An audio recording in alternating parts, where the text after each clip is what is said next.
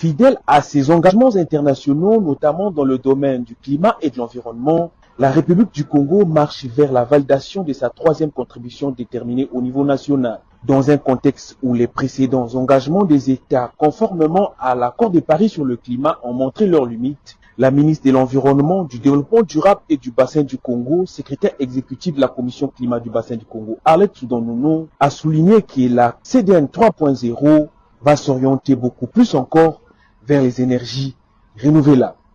Notre CDN vise notamment le renforcement de notre capacité d'absorption et de séquestration de carbone, passant à 47,8%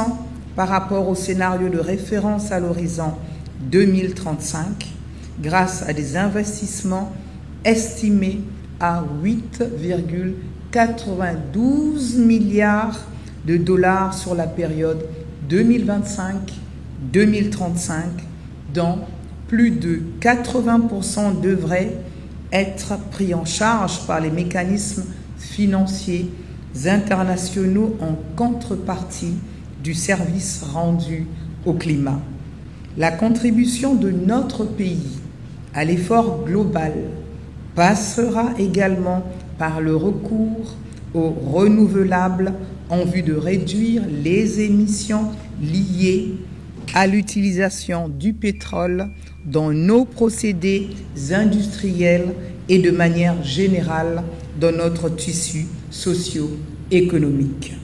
Le représentant de la NDC Partnership, qui est une coalition internationale des pays et d'institutions collaborant pour mener une action transformationnelle sur le climat par le biais du développement durable, a rappelé que les financements restent la clé de voûte pour atteindre les objectifs de réduction des gaz à effet de serre. Par la même occasion, l'ensemble des agences du système des Nations Unies a réitéré son engagement à accompagner le gouvernement congolais sur ces questions de lutte contre le changement climatique. Au nom du coordonnateur résident, vous féliciter de ces progrès et réaffirmer l'engagement du système des Nations Unies à vous accompagner dans cette étape extrêmement importante de la CDN 3.0. Conformément à l'accord de Paris sur le climat, les contributions déterminées au niveau national sont révisées chaque 5 ans après.